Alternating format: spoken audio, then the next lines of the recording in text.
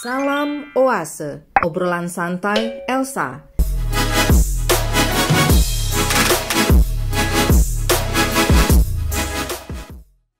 Sebelum melanjutkan obrolan santai ini, jangan lupa subscribe, nyalakan lonceng, like, komen, dan share video ini.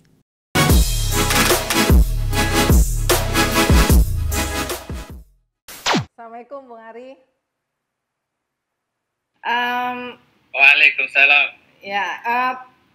Pada kesempatan ngobrol kita kali ini, saya ingin ngobrol lah dengan Bung Ari tentang bagaimana pendidikan kita saat ini, gitu. Apa sebaiknya yang kita lakukan? Oke, mungkin saya mau cerita dari riset yang sementara saya lakukan ya. Jadi saya itu sedang riset tentang program yang namanya Adiwiyata. Jadi program ini Adiwiyata dan ESD, Education for Sustainable Development. Ini satu, kalau Adiwiyata itu program dari Kementerian Pendidikan gitu ya, Kemendikbud, untuk membangun budaya lingkungan hidup, cinta lingkungan hidup gitu di sekolah gitu, kan? Dan itu diharapkan bahwa sekolah itu mengidentifikasi isu-isu lokal gitu di sekitar sekolah yang kemudian anak-anak itu belajar. Jadi salah satu temuan riset saya, dari Sabang sampai Merauke itu sekolah itu seragam. Ketika mereka mau ini lomba Adiwiyata ini, sekolah akan dapatkan namanya piagam Adiwiyata diserahkan oleh Presiden pada saat 17 Agustus atau apa, menjadikan isu di sekitarnya adalah sampah. Jadi seragam. Jadi semuanya fokus ya. Bagaimana sekolah itu menjadi lebih ya, semuanya fokus bagaimana sekolah bersih dari sampah, bagaimana sekolahnya itu kelihatan hijau, ada cantik dengan bunga-bunga segala macam. Padahal misalnya di Kalimantan jelas-jelas sekarang sedang banjir dan atau hutan kebakaran dan segala macam. Kenapa itu tidak masuk dalam pembelajaran sekolah sebagai bagian dari program Adiwiyata ini misalnya? Gitu kan? Salah satu persoalannya karena memang ya saya kira juga faktor panjang gitu ya, selama kurang lebih sekian lama kita dalam kehidupan yang serba seragam di bawah rezim tentu saja gitu. Itu membuat cara berpikir kita sebetulnya mindset tentang pendidikan kita itu ya penyeragaman itu tadi gitu kan.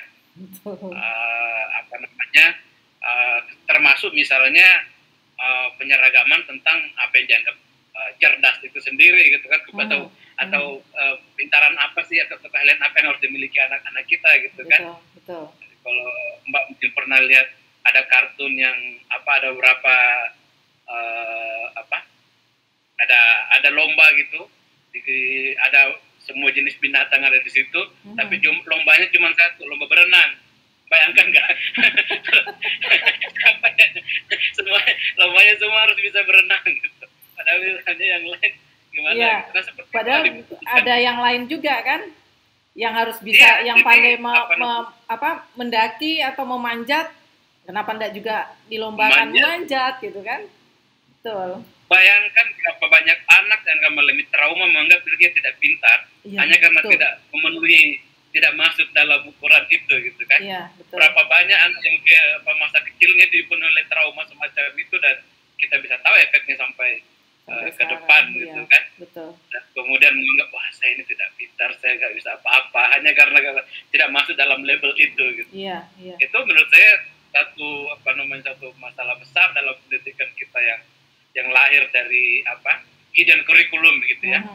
Kurikulum yang tidak muncul, tidak tertulis dalam kebijakan pendidikan kita secara resmi, tapi hidden curriculumnya gitu, mikirnya bahwa ada satu sangat terobsesi dengan namanya pencapaian akademik gitu, kecerdasan akademik. Padahal kalau saya lupa sampai bilang bahwa pendidikan itu harusnya menyiapkan anak untuk punya akar yang kuat, gitu ya. Tapi juga punya sayap yang kokoh untuk terbang. Gitu.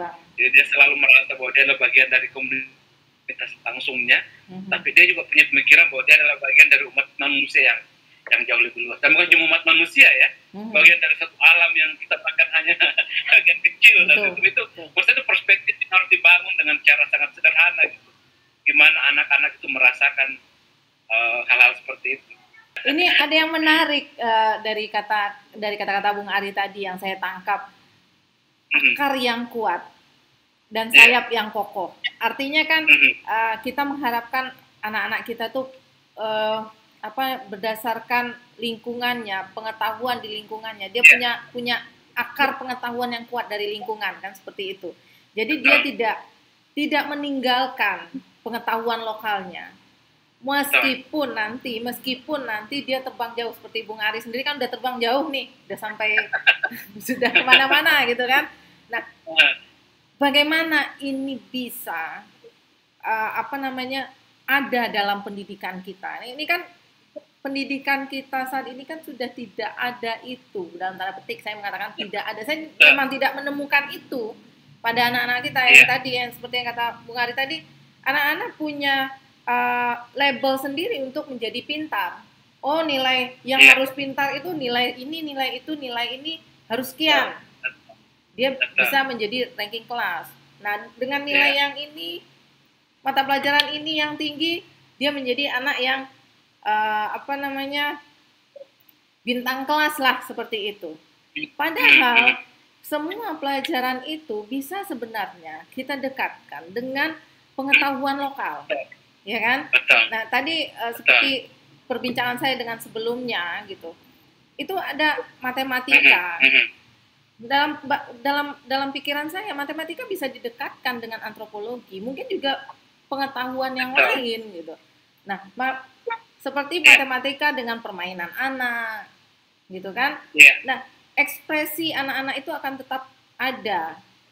Dia tetap mengenal pengetahuan lokalnya, meskipun nanti dia terbang jauh, dia akan tetap tahu. Jadi itu basis pengetahuannya itu dari pengetahuan lokal. Nah, ini menarik dari apa yang Bung Ari sampaikan tadi, akar yang kuat, sayap yang kokoh.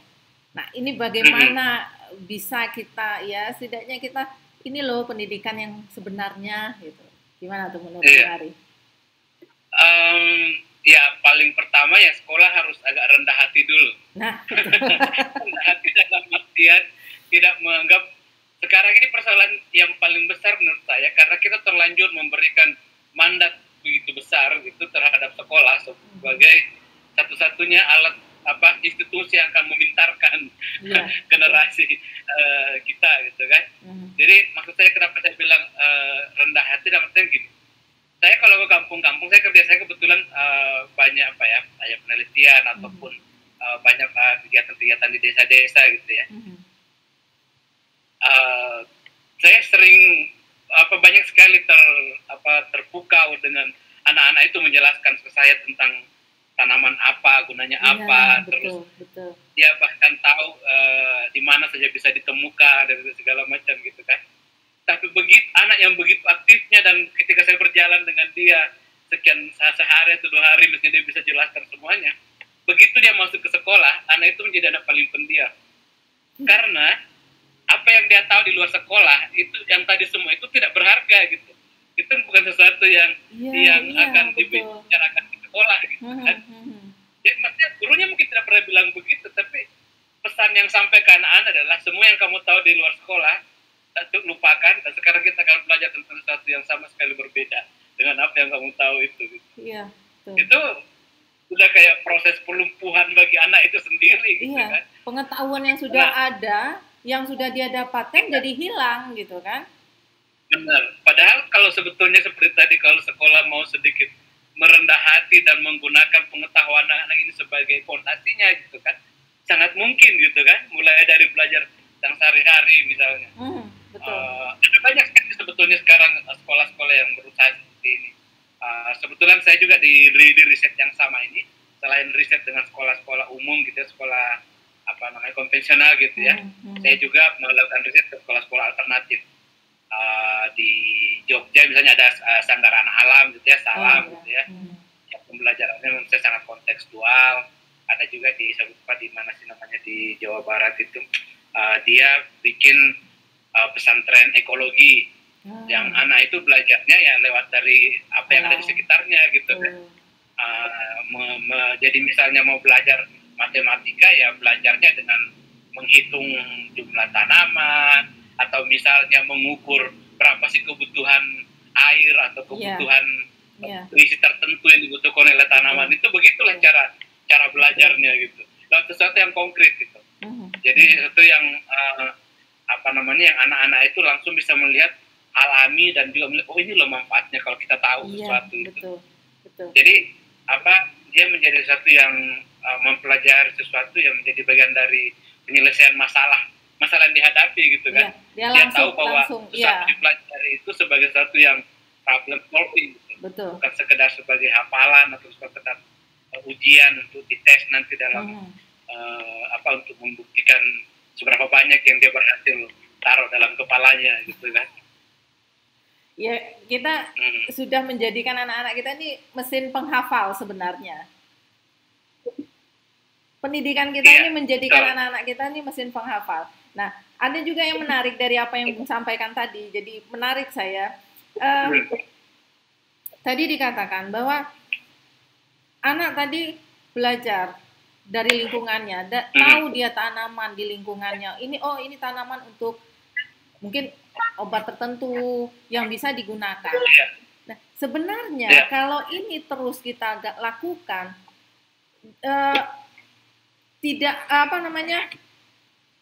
suatu hal yang mungkin Indonesia ini akan menjadi pusat untuk obat-obatan dunia kalau mau gitu kan, dalam tanda petik kalau mau melakukan pendidikan yang memang kontekstual.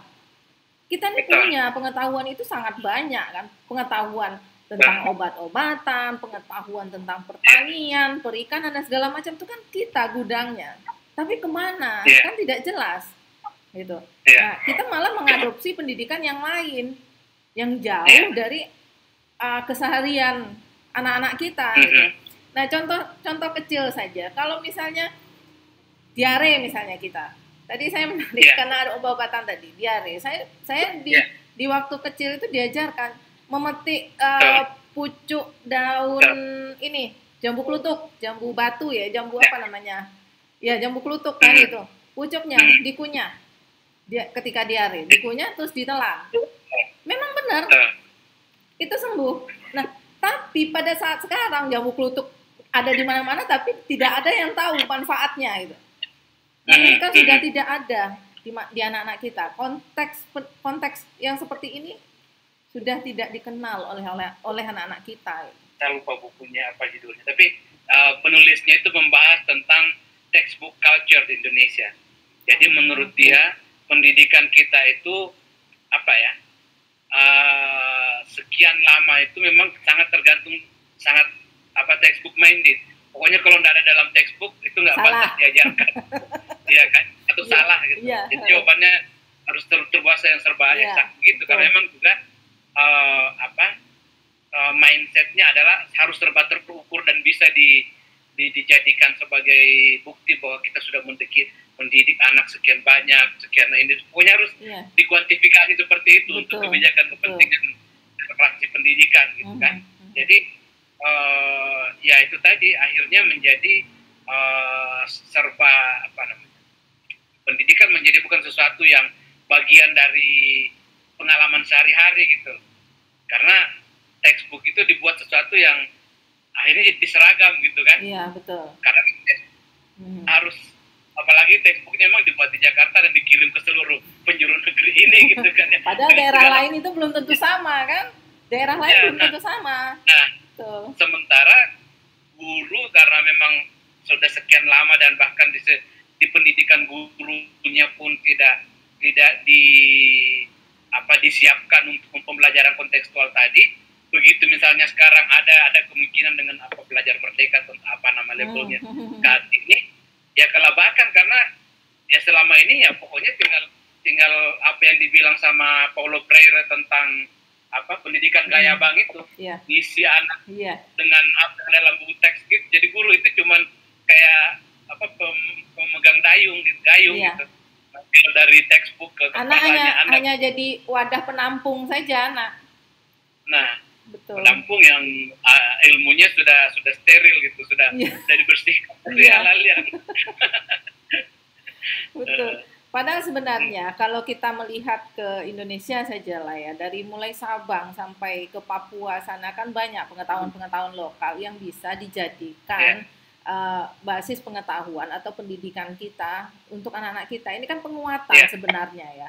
Seperti yang juga tadi Bung mengutip Paulo Freire, saya juga mengutip Paulo Freire, bahwa pendidikan ini membebaskan sebenarnya kan, membebaskan orang untuk berpikir menjadi dirinya sendiri gitu loh. Nah, sementara pendidikan kita malah membentuk sesuai dengan apa yang diharapkan dalam tanda petik sistem lah ya, mengharapkan anak itu menjadi seragam gitu kan.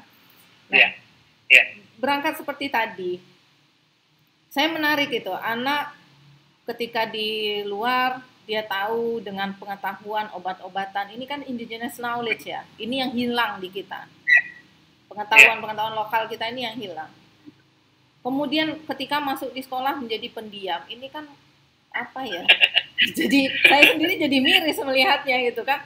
Sebenarnya itu yang cerdas, dia sudah punya pengetahuan real, sementara teman-temannya yang di kelas kan hanya teks gitu. Belum tahu secara realnya seperti apa. Nah ini memang miris sekali gitu. Dan justru ya pendidikan kita ini mau kemana? Nah itu pertanyaan saya sebenarnya. Mau kemana sih ke depan itu? Gitu. Kita ini mau jadi bangsa yang seperti apa? Dengan potensi yang cukup luas gitu. Dengan potensi yang cukup banyak, kita ini mau jadi apa? Blueprint kita ke depan itu seperti apa? Karena untuk membentuk suatu bangsa kan basisnya di pendidikan. Nah, pendidikan kita aja hari ini seperti ini. Ya, saya saja sebagai pendidik juga bingung ini mau kemana arahnya. Mau dijadikan apa? Tujuan pendidikan kita ini apa sebenarnya? Gitu. Nah, gimana tuh menurut Bung Ari? Kalau apa namanya ya, bicara tentang blueprint, saya rasa sebelum itu penting dulu untuk kita melihat tentang apa ya. Jadi selama ini kan cara berpikir kita tentang pendidikan itu adalah ya pertama tadi itu pendidikan adalah sekolah gitu ya. Padahal sudah terbukti sekarang, bahkan selama pandemi ini sebetulnya kita harus belajar bahwa nggak bisa kita cuma berharap seperti itu. Ini harus sesuatu yang seperti tadi sekolah harus lebih rendah hati untuk ternyata ada banyak sumber belajar, dan juga orang tua bahwa sebenarnya ada banyak bentuk jenis-jenis kecerdasan yang anak perlukan untuk bisa survive di masa sekarang yang jauh berbeda dengan informasi yang begitu ini, tapi dengan persaingan yang begitu ketat gitu ya. Tapi juga salah satu menurut saya yang perlu kita periksa lagi selama ini asumsi bahwa anak-anak itu belajar untuk nanti, gitu. Betul. Untuk nanti mereka. Padahal harus, menurut saya sekarang sudah harus kita ubah mindsetnya. Anak-anak itu belajar untuk berpikir sebagai change maker, sebagai pengubah keadaan. Gitu. Betul. Jadi ilmu mereka adalah sesuatu yang mereka bisa gunakan sehari-hari, menyelesaikan persoalan-persoalan sekitarnya. Betul kan? Apa masalah mereka? Misalnya dilihat temannya dibully, itu apa artinya? Apakah dia bisa punya keberanian untuk menjadi, atau misalnya ada persoalan sampah misalnya, itu kena dari mana sih? Tidak berhenti hanya soal sampah misalnya sebagai sesuatu yang artinya, tapi misalnya ternyata bahwa mungkin saya mau ceritakan satu ini gitu ya, satu contoh di satu desa yang saya melakukan penelitian gitu. Jadi desa itu waktu kita datang, saya lihat banyak sekali anak-anak. Kebetulan saya tinggal di dekat samping sekolah, dan anak-anak itu setiap hari mereka bolak-balik beli ke warung, beli misalnya namanya garopo, itu snack gitu ya. Yang sebetulnya kalau dari segi kandungan gizinya nyaris ada tidak ada sama sekali gitu ini. Dibilang junk food lah gitu ya, makanan sampah. Dari pengamatan itu kita kemudian bikin semacam survei kecil-kecilan sama ibu-ibu yang di desa itu untuk melihat berapa sih pengeluaran mereka sebetulnya untuk di rumah tangga mereka. Dan mereka sampai kaget bahwa di dusun sekecil itu bisa sampai 50-an juta setiap bulan mereka habiskan hanya untuk satu jenis jajan yang yang junk food tadi yang mereka beli dari kota dan nah ya. Nah dari situ kemudian ibu-ibu kita ajak berpikir, kalau begini ada nggak cara supaya uang yang tadi 50 juta itu bisa tetap tinggal di kantong ibu-ibu, tidak habis untuk ini segala macam. Apa sih yang kenapa ada pemikiran bahwa makanan yang dari luar itu lebih baik dari makanan yang kita pilih mindset sendiri. Tadi berarti. Misalnya kalau saya di kampung itu, hari pertama umumnya saya akan disuguhi dengan, ketika diajak makan disuguhi dengan Indomie.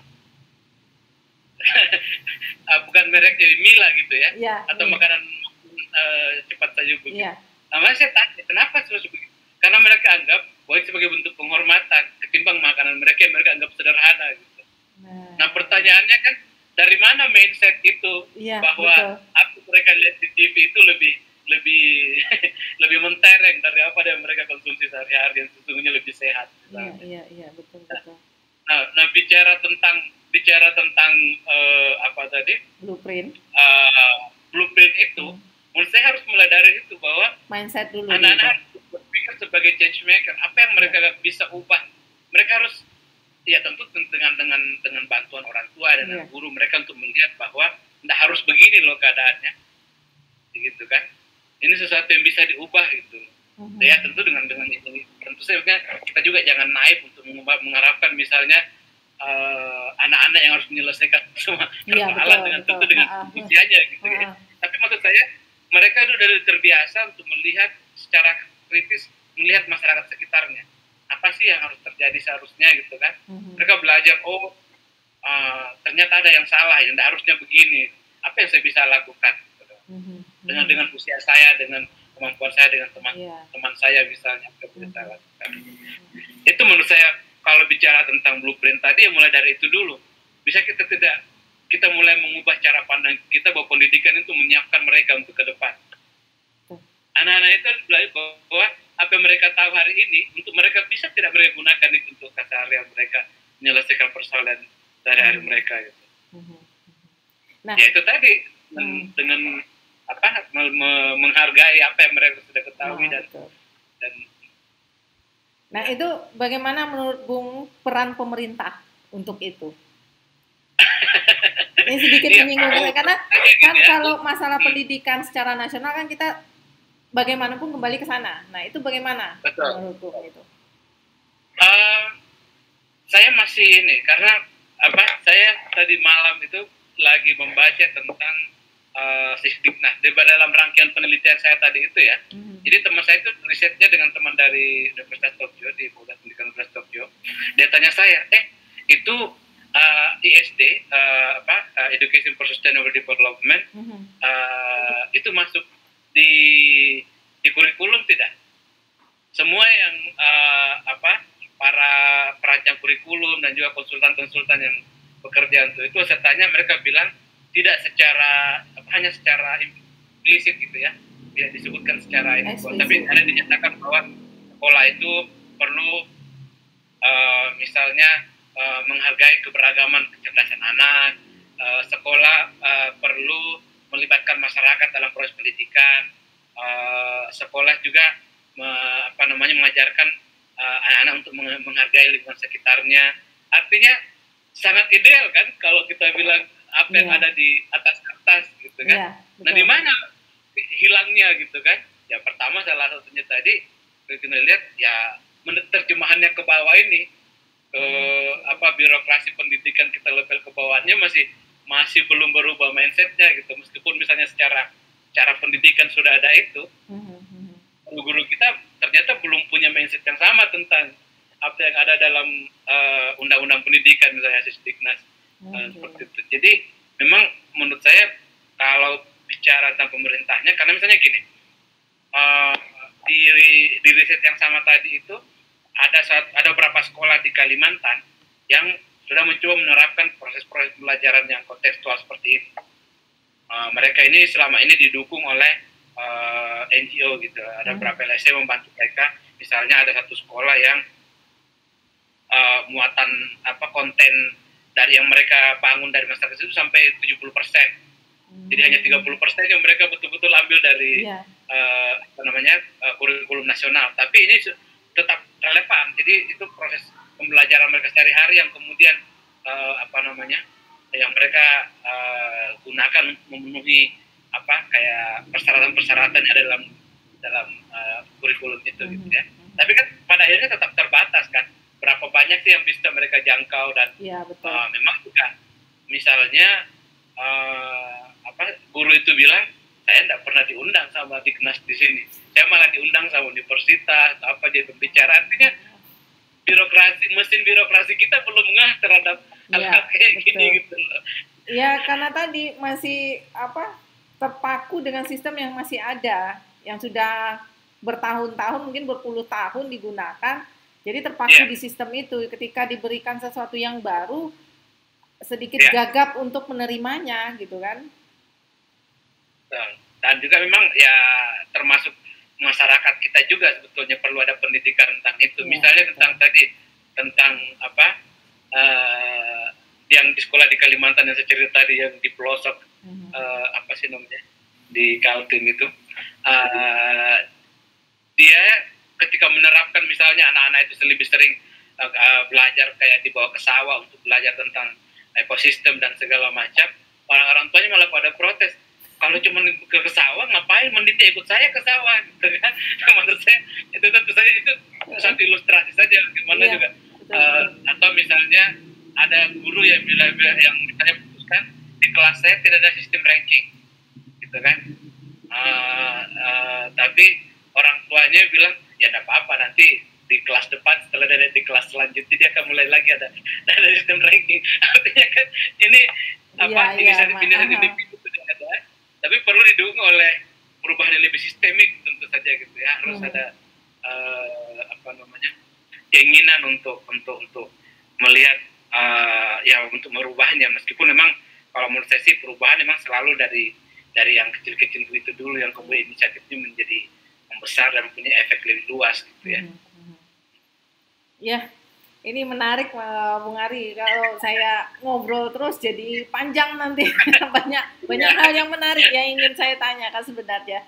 Termasuk tadi ya artinya ketika ingin kita mencoba untuk melakukan pendidikan yang kontekstual, artinya kan mindset itu tidak melulu di anak. Mungkin anak tidak terlalu bisa kita paksa ya untuk berubah mindsetnya, karena kan dia juga terbentuk oleh lingkungan seperti itu kan. Nah kemudian mungkin yang perlu kerjasama itu kan orang tua, kemudian guru, yang paling dasar kan itu ya orang tua, guru, kemudian didukung oleh pemegang kebijakan. Jadi apa yang sudah dilakukan, mungkin dengan kerjasama yang baik seperti ini, apa yang kita harapkan tentang pendidikan kita ke depan yang betul-betul dekat dengan kondisi kita, yang kontekstual dengan kondisi bangsa kita ini, itu kan kerjasama yang solid ya antara orang tua, guru, pemegang kebijakan seperti itu. Dari apa yang Bung sampaikan, saya tangkap seperti itu gitu. Karena kan jangan nanti pada akhirnya anak yang jadi korban. Seperti yang Bung katakan tadi, sistem ranking. Ketika tidak ada sistem ranking, orang tua merasa anaknya tidak pandai di kelas, tidak cerdas di kelas, gitu kan, seperti itu. Nah, kemudian orang tua yang menolak anaknya dibawa ke sawah, gitu kan. Nah, artinya selama ini yang dipandang oleh orang tua, yang dilihat oleh orang tua, sekolah itu eksklusif. Yang berbeda dengan kondisi real mereka gitu. Nah kalau mereka harus kembali lagi dengan kondisi real, ngapain sekolah, kan itu dalam tanda petik ya maknanya seperti itu gitu. Nah Ada nggak kiat Bung Ari untuk mengubah mindset yang seperti ini? Agak kurang spesifik ya, maksud saya gini, biasanya seperti itu kan harus bicara dalam konteks tertentu gitu ya, di komunitas mana, di kelompok mana gitu ya. Nah, memang secara umum seperti Mbak bilang tadi, pertama memang peran masyarakat terhadap pendidikan itu sebenarnya selama proses panjang debat memang hampir diputus sama sekali gitu ya. Artinya sekolah menjadi satu yang kayak dengan bidangnya sendiri, nyaris tidak ada lagi partisipasi masyarakat di dalamnya. Meskipun sekarang misalnya banyak contoh-contoh menarik, ada banyak sekolah yang saya wawancara ini, mereka ngajak petani misalnya datang menjadi semacam narasumber di kelas mereka, menjelaskan tentang apa yang siswa yang biasa lihat sehari-hari, atau mereka ada banyak lah, lebih banyak cara upaya dari sekolah untuk anak itu bisa belajar langsung dari lingkungan di sekitarnya gitu ya. Tapi memang yang juga menjadi kendala berat itu karena ada distrust gitu ya antara orang tua dan guru gitu kan. Orang tua merasa bahwa ini tugas guru, dan guru merasa bahwa orang tua sepenuhnya melepaskan anaknya ke sekolah pendidikan terhadap ini gitu ya. Jadi ini memang sebenarnya pengalaman selama pandemi ini harusnya membuat orang berpikir ulang tentang pendidikan dan hubungan sekolah dan orang tua dan pengasuhan anak gitu ya, termasuk keterlibatan komunitas di dalamnya gitu kan. Kalau istilahnya kan it takes a village to raise a child gitu ya, perlu seluruh orang satu kampung untuk membesarkan seorang anak. Dan begitulah kalau menurut saya, pengalaman saya dibesarkan seperti itu. Saya bukan hanya orang tua saya, orang-orang lain juga mengawasi saya gitu dalam ini ya. Dan juga saya belajar dari mereka gitu kan. Dan memang ya tentu dalam konteksnya masing-masing akan, kalau urban mungkin akan berbeda caranya. Tapi intinya bagaimana supaya sekolah itu lebih mau terbuka gitu ya. Ada sumber-sumber pembelajaran di luar dari apa yang ada di sekolah dan ada di textbook dan segala macam gitu. Dan kedua juga bahwa perlu ada upaya untuk membangun trust kembali antara orang tua dan guru gitu, sehingga juga guru tidak merasa bahwa orang tua melepas. Dukungan pemerintah dengan susunan kurikulum yang tepat gitu kan? Iya, itu sudah pasti gitu ya. Pasti karena masalahnya gini, persoalan terbesarnya adalah banyak guru takut untuk keluar dari pakem. Nah itu. Karena mereka terutama kalau di sekolah-sekolah negeri gitu ya. Karena ini hasil riset, mentalitas guru-guru kita yang pertama adalah mereka adalah PNS sebelum sebagai pendidik. Jadi itu dulu yang allegiance-nya istilahnya, ketaatannya sebagai PNS dulu sebelum ketaatan sebagai pendidik gitu. Betul. Ya gitu kan. Karena memang begitulah sistem punishment and reward pendidikan kita dibangun gitu. Belum lagi misalnya dengan sekarang dengan pilkada apa segala macam, tidak mendukung bupati tertentu bisa kayak gitu kan. Saya dalam artian bahwa ini memang perlu perubahan yang lebih sistemik, tapi juga menurut saya kadang-kadang seperti itu tadi saya gambarkan, di undang-undang nasional sudah sangat indah gitu ya, apa yang diharapkan segala macam, tapi perlu lebih berakar gitu, mulai lagi dari setiap komunitas. Seperti apa sih kita bisa membantu anak-anak kita ini untuk tumbuh dengan percaya diri, dengan punya akar, punya sayap, mereka masa depannya nanti. Itu harus terjadi di tingkat RT, di tingkat segala macam. Sambil tentu saja kemudian ada juga upaya untuk mempressure perubahan kebijakan gitu ya. Ini sesuatu yang harus bersamaan menurut saya. Masyarakat perlu lebih aktif untuk mengambil peran-peran itu. Paling tidak orang-orang yang mulai merasa gelisah gitu ya, mau belajar menghimpun diri untuk perubahan itu. Sambil juga inisiatif-inisiatif kecil itu kemudian akan menjadi semacam pendorongnya gitu supaya perubahan lebih besar ini bisa terjadi. Karena kalau kita hanya berharap kayak yang langsung besar kayak begitu, ya itulah yang terjadi. Semua terbaik dari atas kertas. Iya, betul sekali. Iya, baik Bung Ari, ini sudah panjang lebar kita ngobrol tentang pendidikan yang kontekstual yang seharusnya ya seharusnya memang kita lakukan yang itu gitu kan, mendekatkan pendidikan dengan kondisi lingkungan sekitar, artinya dengan konteks kehidupan anak-anak itu sendiri, sehingga kalau orang Minang harusnya sudah menghafal dengan ini. Alam takambang jadi guru. Benar. Iya, makanya saya banyak pengetahuan bagaimana menggunakan daun jambu, kelutuk, apa segala macam itu sudah. Jadi memang belajar dari alam. Nah, artinya ketika ini, yang seperti saya sampaikan tadi, ketika ini masif kita lakukan, ya pasti Indonesia ini akan besar. Pusat obat-obatan, medisin kita gitu kan. Dari semua kita ada bahannya di sini gitu. Dan orang-orang di Kalimantan contohnya, orang-orang Dayak kan sudah punya cara pengobatan sendiri dan sumber obat-obatan yang mereka punya sendiri. Nah ini yang hilang, kan itu yang hilang kita kan itu. Ya, saya kira salah satunya memang mungkin yang tidak kita itu tadi belum tentu tentang memang karakter pendidikan kita sangat elitis gitu ya. Nah, betul. Mereka diajarkan yang serba teknologis yang hanya akan melayani segelintir orang.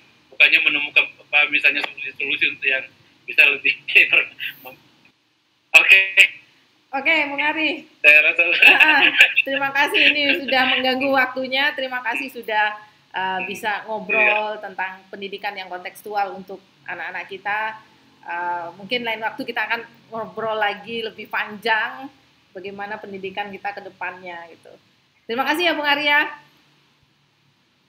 Dari obrolan kita tadi, pendidikan yang kontekstual menjadi satu jawaban terhadap persoalan pendidikan kita hari ini. Berbicara pendidikan yang kontekstual, sebaiknya sistem pendidikan kita berendah hati mengadopsi nilai-nilai lokal dan pengetahuan lokal yang ada di seluruh Indonesia. Artinya, kita harus membuka diri untuk gagasan desentralisasi kurikulum, agar lahir generasi yang kuat di akar, kokoh di sayap. Terima kasih. Salam Oase.